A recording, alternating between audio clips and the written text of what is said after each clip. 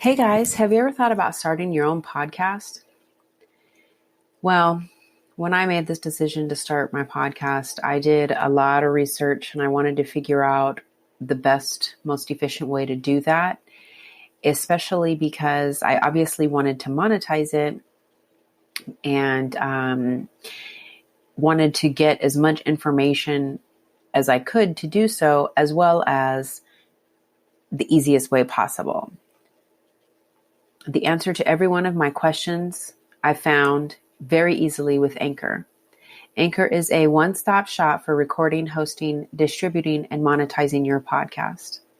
And the best thing about it is it's absolutely free and super, super, super easy to use. Now, if I have to do too many clicks, I'm not going to do it. I can log into my account. I have the app on my phone. I can even invite others to record a podcast with me using the app right from my phone. It sends them an invitation to their app on their phone. It's so easy. I can't even stress how easy it is. So if you're interested in more information and wanting to start your own podcast, go to anchor.fm/start. That's ANCHOR.FM/START and get started today. Happy podcasting. Hello, everybody. I hope you've been doing well. I realize that it's been a minute since we've talked, but I've just been kind of taking some time off to realign myself, reevaluate myself, and just kind of take a moment to chill and do some self-care this summer before season starts in about, July? Well, no, I'm sorry. We're in July. In about 2 months in September. And while I've been doing that, I've been noticing this whole summer's been quite a transformation for me. I've been noticing that my body has really been... Sorry if I sound different. I'm trying to move the microphone so it's closer to my mouth. My body's been really going through changes. And I think that they're all changes that are good. As we get older, as I like to say, we get better. And I've just been taking time to really notice these changes, be aware of them, and adjusting to them. And I'd like to take some time today to discuss with you how to give your body what it needs. Because one of the things that I notice about myself that's different from, other women that I've talked to in coaching sessions, and men as well, is the fact that I really am very, very self-aware. I, take my personal days when I need to. I listen to my body when it's giving me the warning signs, and it's really helped me to maintain a healthy and balanced life. So I'd like to share a few steps with you, things, whatever, that I do to listen to my body in order to give it what it needs, right? So the first thing that I do is I listen. I respect my body. I have certain affirmations that I say to myself every day. And one of my personal affirmations is telling myself that I love myself exactly the way that I am. Now, this day and age with social media and filters and cosmetic procedures and all this other stuff, people are always trying to, quote unquote, make themselves better. And I think that's great for those people. If having that procedure or using that filter will make you feel better about you, by all means, do it. Me personally, that's not really my thing. And I've realized that after many trial and error periods. And I realized that I really just wanted to focus on accepting myself exactly the way that I am. So I always say things to myself like, I love you exactly the way that you are. I thank you for all the things that you've done for me throughout my life. I respect you for all the things that you do for me daily. I honor you for having the wisdom to heal. And my personal favorite is, I trust you to take care of me and I will take care of you. And I know some of you are thinking, you say these to yourself? I certainly do. I stand in the mirror, butt naked, and tell my body this on a regular day. Whether it's a regular basis, whether it's right before I'm getting in the shower or right after I've gotten out of the shower. But saying these things and more have really enabled me to increase my self-love. And it's not a matter of conceit, but it's just having the self-confidence and self-appreciation for who I am in this body at this moment. One more affirmation that I always say to myself, looking at myself in the mirror, is thank you. Because you have to always show gratitude. Another practice that I like to do is to connect my body and my mind. It's kind of a combination of my breath and my sense of touch. But, I do things like I'll put my hand over my heart and notice how my heart is beating. Pay attention and be mindful of how my chest rises and falls with every breath. I do this to keep the two connected. Because as we all know, sometimes your mind wants to do things that your body doesn't, and vice versa. And it's very important to keep the two aligned, to keep the two in check. This helps you to know and be able to recognize what your body is trying to tell you. Is it tense, relaxed, tired, hungry, thirsty?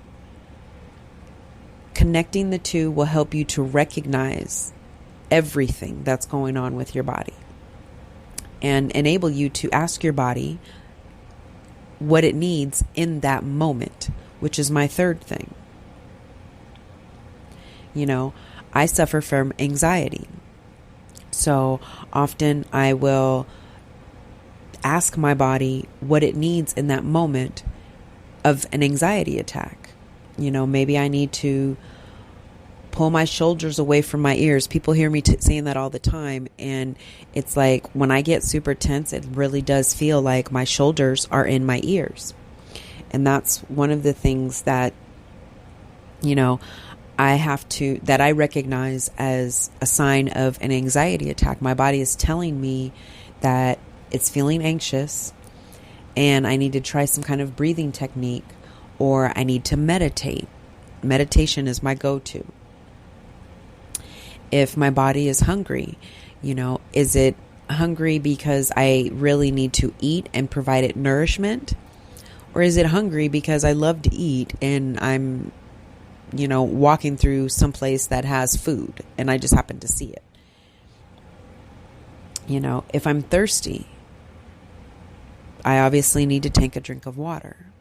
These are the things that, I pay attention to and ask my body what it needs in that very moment. Another important thing for me is I'm always, while yes, living in the present, being mindful of the future and asking my body what it needs to stay healthy in the future. Do I need to go back to the gym? Maybe I need to stop eating at night. As we get older, one of the things that, at least for me, is my joints are starting to tell me that I need to be more active. A couple of months ago, I started experiencing severe joint pain in my hips and my knees and my ankles. And I could not for the life of me figure out why.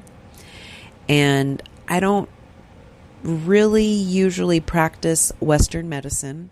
When I do go to the doctor or feel sick, I start with an NMD, a naturopathic medical doctor, and then kind of go from there and work in tandem with a Western medical practitioner if necessary.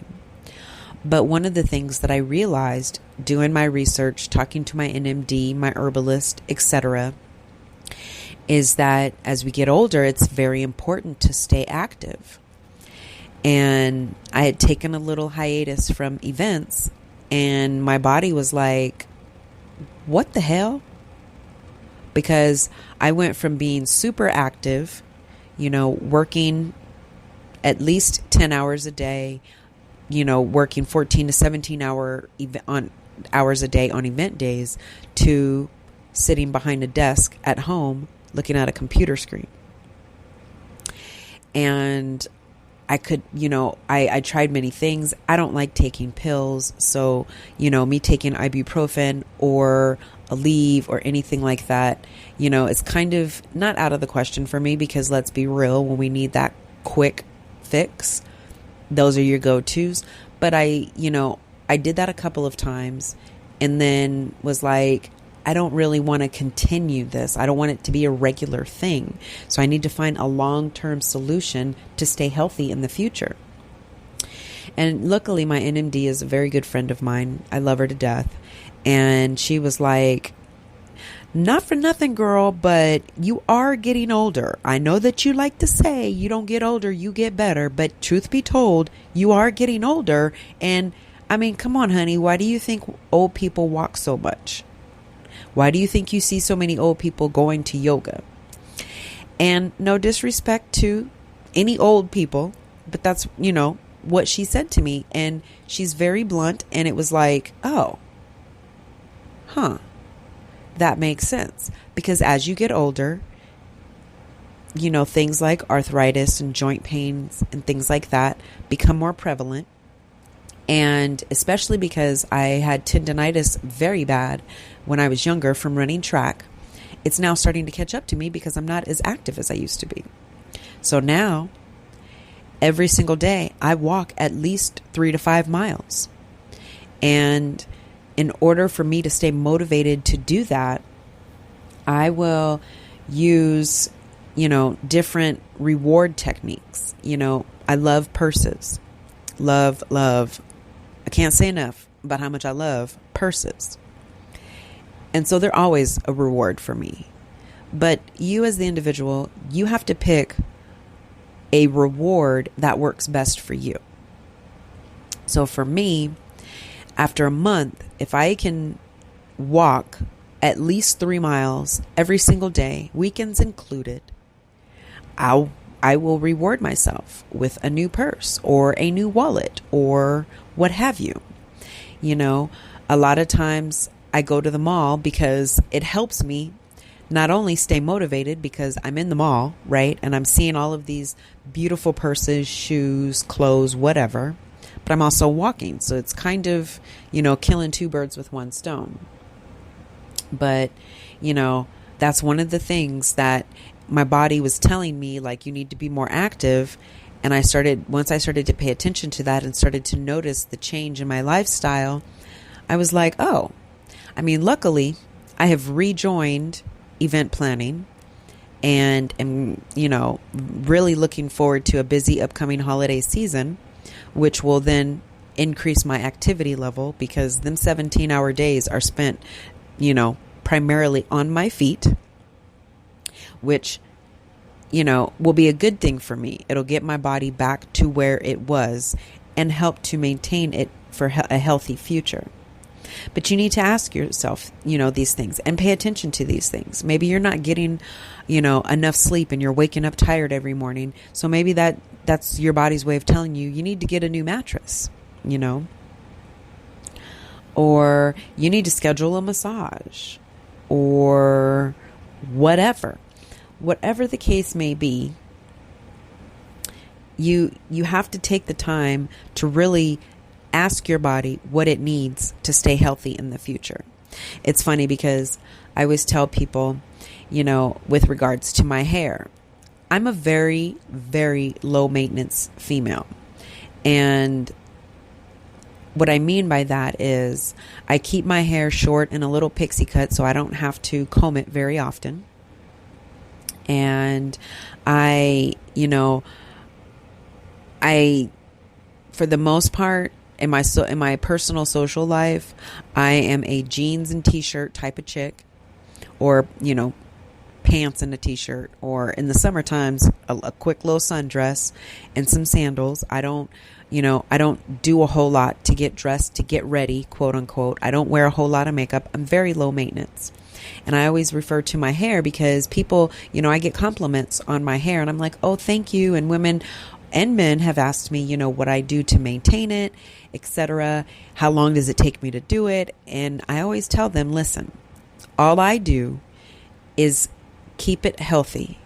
What it does from there is on its own. And it's the same thing for my body. All I do is keep it healthy. I put healthy stuff in. I try to stay active and listen to it. I try to, meditate regularly, because meditation not only helps your mind, but it also helps your body. And then how my body wants to proceed, if you will, meaning if I gain weight, lose weight, if, I get a pot belly, if I lose my booty, if my breasts get larger, whatever, that's what my body does. I just keep it all healthy. I'm like the manager. I just manage it and make sure that it can run smoothly. And most importantly for me, I stopped living by the numbers. Nowadays, you can Google, go on Instagram, Facebook, Snapchat, whatever your social media preference is, and you can see personal trainers and, health coaches, even, myself included, life coaches, with their statistics. Now, me personally, as a life coach, I don't use statistics very often. I provide coaching sessions that are tailored to my clients. But there are definitely statistics out there for different scenarios and circumstances. But me in my personal life, I don't live by the numbers. I don't live by, because I'm 40 to 52, I should weigh this much and should have this size waistline and should be this tall and etc.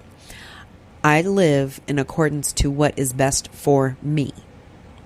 So if that means that, my waist size is going to be this and my bust size is going to be this and I'm going to be this short and I'm going to weigh this much, that is what it is. I accept it, especially for us women when our bodies are in such fluctuation all the time, whether it's just because our time of the month, some of us gain weight or lose weight because they're stressed. There are so many different factors here. And so for me, it's like, okay, even though, yes, on the chart, I should be this size, I should weigh this much, maybe that's not meant for me. Because if you've seen me in person, I don't take very many full body shots because I always get kind of teased for being so skinny. My weight fluctuates so much. I can go from 130 pounds to 100 pounds in a month very easily. Well, I used to. Now I'm getting better because I'm learning what triggers my weight loss versus weight gain. I'm learning how to eat better and things like that. But, I've developed quite a complex because people would say things like, you're a black woman, you should weigh this much. Or, do you know how skinny you are? And so once I stopped living by the numbers, it was a huge sigh of relief. And now, while yes, my weight still fluctuates, it's not as much, not nearly as much as it used to. I may fluctuate 5 or 10 pounds depending on, the time of the month or the seasons, because definitely during the holiday season, I eat a whole lot more on any holiday. I mean, a whole lot more. And it's funny that I mentioned that because this past 4th of July, it was on a Thursday. And I actually had 2 events that day. And I normally don't eat at my events because I just don't think that it's professional. If I do eat, it'll be, I'll take a break, downtime behind the scenes somewhere. But both of these events were at private residences and they were catered. And my clients almost were getting offended that I wasn't partaking. The day before that, my girlfriend and I went to a restaurant and I overindulged in pasta dishes. I ordered 2, one to eat at the restaurant and one to take home. And it was gone by the time I got home. And then for that whole weekend, Friday and Saturday, I ate so much. My mom, who is one of the best cooks I know, she made the normal 4th of July, things: hamburgers, hot dogs, hot links, steaks, ribs, potato salad, beans, corn. And I ate it all, honey. All of it. All of it. And on Sunday, I woke up so bloated. And I mean like visibly bloated. Like I look like I was carrying a child for like 6 months because I had so much to eat in such a small amount of time that I wasn't able to get back on a normal eating schedule. And normal for me is every 3 to 4 hours. I eat small meals for 4 days because I was so full and so bloated and I had ate so much. And the number one thing that I learned from that, in addition to how gassy it makes me, is that's not good. That I definitely need to regain some balance within my eating. Because first of all, to go 4 days without and breaking your eating habit, your positive eating habits, can really mess you up. Because now here I am, it's a week later, and I'm struggling to get back on my eating schedule. But it also affected me like physically. I was very gassy, very bloated, and it was uncomfortable. I was swollen. My ankles were swollen. My hands were swollen. I could barely get all of my steps in. It was crazy. But it was my body's way of telling me like, okay, maybe you need to have more balance with yourself and your eating because you were doing too much, honey. Way too much. So I say all of that to say this. Just remind yourself of how important you are. Not only to yourself, but also to the people around you. What you think and feel matters. Your body matters. Your body will always give you some kind of sign to tell you that it needs something, or that something is wrong, needs to be adjusted, what have you. Take the time to really listen to your body. When you get that headache, don't just pop those pills. Take a moment to really think. Maybe you just need to drink some more water. Or maybe you haven't eaten all day and you need some kind of protein or something, because your body is running on fumes. But just remember that when you honor your body by treating it and loving it with respect, it will respond in kind. Thank you so much for taking the time to listen to today's podcast. I really hope that it is, something that's beneficial and helpful for you. Please, if you have any feedback or anything like that, I'd love to hear from you. I am available on Facebook at Mia Hillary Brand, Twitter and Instagram at Mia Hillary, and then you can search me on LinkedIn. But join the conversation. What are some of the things that you do to listen to your body? In the meantime, take care and be well.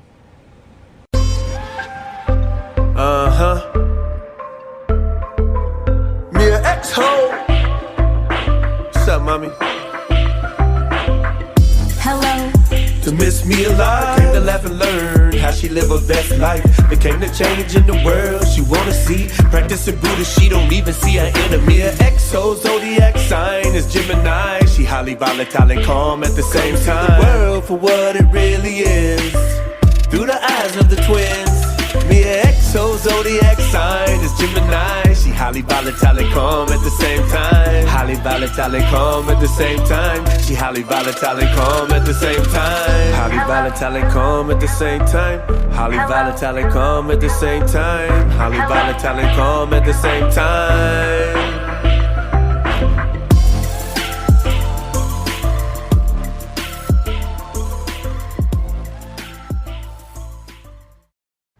What's up, y'all? This your girl, Mia. So, here's my quick little promo about my business, because we all know that if we don't get to pay the bills, being homeless is not a good look. So, yeah, I plan events. I love doing it, been doing it forever. And you can visit my website at miahillary.com for details. That's MIAHILLERY.com.